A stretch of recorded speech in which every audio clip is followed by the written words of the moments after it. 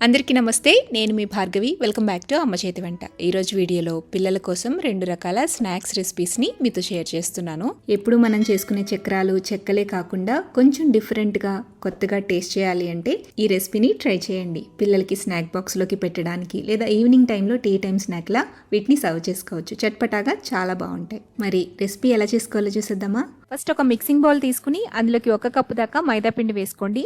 ఇందులోకి రుచికి సరిపడా ఉప్పు, 1/2 టీ స్పూన్ దాకా బేకింగ్ పౌడర్ని వేసుకోండి. బేకింగ్ పౌడర్ కనుక లేకపోతే 1/4 టీ స్పూన్ దాకా బేకింగ్ సోడా అయినా వేసుకోవచ్చు. నెక్స్ట్ ఇందులోకి 2 టేబుల్ స్పూన్ల దాకా నెయ్యిని, కరగబెట్టుకున్న నెయ్యిని వేసుకుని బాగా మిక్స్ చేసుకోండి.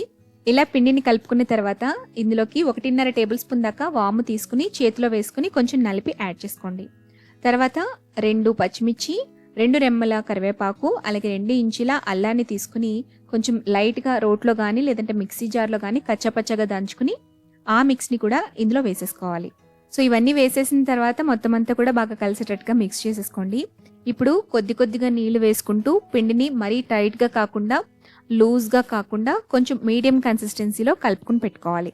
పిండిని కలిపేసుకున్న తర్వాత పైన కొంచెం ఆయిల్ని అప్లై చేసేసి మూత పెట్టి ఒక 15 నిమిషాల పాటు పక్కన పెట్టేసేయండి. 15 నిమిషాల తర్వాత మళ్ళీ మూత తీసి తిరిగి ఒక 2 నిమిషాల పాటు బాగా నీట్ చేసుకోండి. ఇప్పుడు ఈ పిండిని 8 ఈక్వల్ పోర్షన్స్ కింద డివైడ్ చేసుకోండి. డివైడ్ చేసుకుని ఒక్కొక్క పిండి ముద్దని కూడా తీసుకుని లైట్గా పొడిపిండి చల్లుకుంటూ ఈవెన్గా రోల్ చేసుకోండి. మరీ మందంగా కాకుండా అలాగని పల్చిగా కాకుండా మీడియం థిక్నెస్తో పిండిని రోల్ చేసుకోవాలి. ఇలా రోల్ చేసుకున్న తర్వాత మనం డీప్ ఫ్రై చేసేటప్పుడు యూజ్ చేసే గరిటె ఉంటుంది కదండి, ఇలాంటి గరిటెని తీసుకుని పైన మనం రోల్ చేసుకున్న రోటీని వేసి కొంచెం చేత్తో ప్రెస్ చేస్తే దీనిపైన ఆ గరిటెకుండే డిజైన్ అనేది వస్తుందన్నమాట. సో ఇలాగే మిగిలిన అన్నిటినీ కూడా రోటీల్ని ఈ డిజైన్తో చేసుకుని పెట్టుకోండి.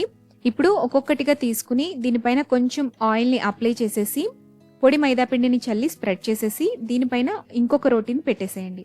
నెక్స్ట్ ఇప్పుడు ఈ వీడియో క్లిప్లో చూపిస్తున్న విధంగా ఎక్కడైతే మనకి లైన్స్ అనేవి ఉన్నాయో అక్కడికి కట్ చేసేసేయండి. మనకి ట్రయాంగిల్ షేప్స్ అనేవి వస్తాయన్నమాట.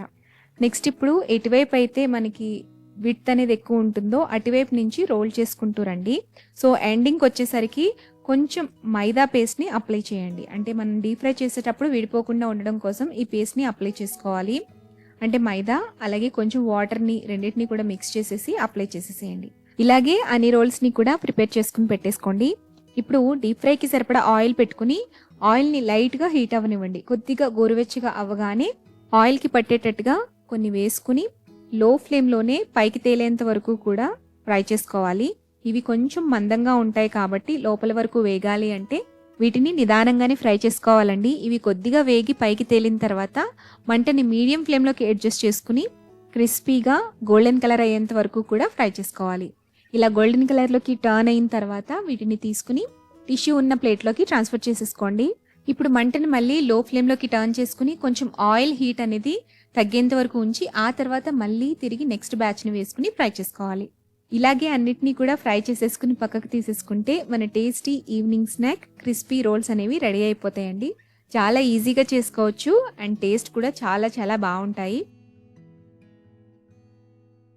ఫస్ట్ ఒక బౌల్ తీసుకోండి. అందులోకి 1 కప్పు దాకా బియ్యం పిండి వేసుకోండి. ఈ బియ్యం పిండి పొడి బియ్యం పిండే.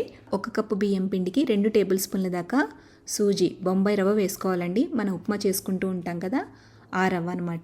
ఇందులో ఇప్పుడు 1 టేబుల్ స్పూన్ దాకా బటర్ వేసుకోండి. బటర్ లేకపోతే బటర్కి బదులుగా నెయ్యి అయినా వాడచ్చు. తర్వాత రుచికి సరిపడా ఉప్పు వేసేసి పిండి మొత్తాన్ని కూడా బాగా కలపండి. బటర్ అంతా కూడా పిండిలోకి కలిసిపోవాలి. ఇలా కలుపుకున్న పిండిలోకి 1/2 టీ స్పూన్ దాకా జీలకర్ర పొడి, 1/2 టీ స్పూన్ దాకా మిరియాల పొడి, 1 టీ స్పూన్ దాకా వాము కూడా వేసుకుని ఒకసారి కలిపేసేయండి. నెక్స్ట్ ఇందులోకి కొద్దిగా నీళ్లు వేసుకుంటూ పిండిని కొంచెం పొడిగా సాఫ్ట్గా కలుపుకోవాలన్నమాట. ఇందులో వేడి నీళ్ళు వేయక్కర్లేదండి, నార్మల్ వాటరే వేసుకుని కలుపుకోండి. ఇలా మెత్తగా కొద్దిగా పలుచగానే పిండిని కలుపుకోండి. ఇప్పుడు ఈ పిండిని మనం ఆవిరి మీద కొద్దిసేపు ఉడికించుకుందాము. ఆవిరి మీద ఉడికించుకోవడం కోసం స్టవ్ మీద స్టీమర్ పెట్టుకుని ఇలా చిల్లుల ప్లేట్ మీద తడి కాటన్ క్లాత్ని వేసి మనం కలుపుకున్న పిండి ముద్దని ఇలా పలుచగా స్ప్రెడ్ చేసి క్లాత్తో కవర్ చేసి 10-15 నిమిషాల పాటు మీడియం ఫ్లేమ్లో స్టీమ్ చేసుకోండి. ఇలా స్టీమ్ చేసుకున్న పిండిని కొద్దిసేపు చల్లారనివ్వండి. చేత్తో పట్టుకోవడానికి వీలుగా కొద్దిసేపు చల్లారాక ఈ పిండిని చేత్తో బాగా నీట్ చేసుకోవాలి. ఇలా ముద్దని కలిపేటప్పుడు అవసరమైతే 2-3 స్పూన్ల దాకా వాటర్ని చిలకరించుకుని పిండిని మదాయించుకోండి. ఇప్పుడు ఈ పిండిలోంచి కొంచెంగా పిండి తీసుకుంటూ మనం చిప్స్లా తయారు చేసుకోవాలి. పిండి ముద్ద కొద్దిగా తీసి మిగిలిన పిండిని ఆరిపోకుండా తడి క్లాత్తోనే కవర్ చేసి పక్కన పెట్టండి. పొడి బియ్యం పిండి తీసుకుని దీనిపైన చల్లుకుంటూ ఈవెన్గా స్ప్రెడ్ చేసుకోండి. మరీ పలుచగా కాకుండా మందంగా కాకుండా ఈ పాటి మందంలో ఈవెన్గా స్ప్రెడ్ చేసుకున్న తర్వాత వీటిని వేయించేటప్పుడు ఎక్కువగా పొంగకుండా ఉండడం కోసం ఇలా ఒక ఫోర్క్ తీసుకుని లైట్గా పోక్ చేయండి. ఇప్పుడు మీకు నచ్చిన షేప్లో వీటిని కట్ చేసుకోవటమే. ఇలా పిండి మొత్తాన్ని కూడా కట్ చేసేసుకుని ఒక ప్లేట్లోకి తీసుకోండి. ఇప్పుడు వీటిని మనం డీప్ ఫ్రై చేసుకోవాలి. డీప్ ఫ్రై చేసుకోవడం కోసం స్టవ్ మీద కడాయి పెట్టుకుని కడాయిలో డీప్ ఫ్రైకి సరిపడా ఆయిల్ వేసుకుని ఆయిల్ హీట్ అయ్యాక ఆయిల్కి పట్టేటట్టుగా కొద్దిగా ఈ చిప్స్ని వేసుకుంటూ ఫ్రై చేసుకోండి. వేయించేటప్పుడు ఆయిల్కి నిండుగా వేసేసేయకుండా కొద్దిగా గ్యాప్ ఉండేటట్టుగా వేసుకుని మీడియం ఫ్లేమ్లో పెట్టి ఫ్రై చేయండి. అన్ని చిప్స్ ఈవెన్గా మంచి గోల్డెన్ షేడ్ వచ్చేంత వరకు క్రిస్పీగా అయ్యేంత వరకు వేయించుకున్న తర్వాత వీటన్నిటిని కూడా ఒక టిష్యూ ఉన్న బౌల్లోకి ట్రాన్స్ఫర్ చేసుకోండి. ఇలాగే మిగిలిన చిప్స్ అన్నిటిని కూడా వేయించేసుకున్నాక కొద్దిగా చట్పటాగా స్పైసీగా ఉండటం కోసం లైట్గా సాల్ట్ని, చిల్లీ పౌడర్ని అలాగే చాట్ మసాలాని కూడా స్ప్రింకిల్ చేసి బాగా టాస్ చేసుకుని ఎయిర్ డబ్బాలో స్టోర్ చేసేసుకోవటమే. ట్రై చేసి టేస్ట్ చేశాక మీ ఫీడ్బ్యాక్ని నాతో కింద కామెంట్ సెక్షన్లో షేర్ చేయండి. వీడియో నచ్చితే లైక్ చేయండి, మీ ఫ్రెండ్స్కి రిలేటివ్స్కి కూడా షేర్ చేయండి.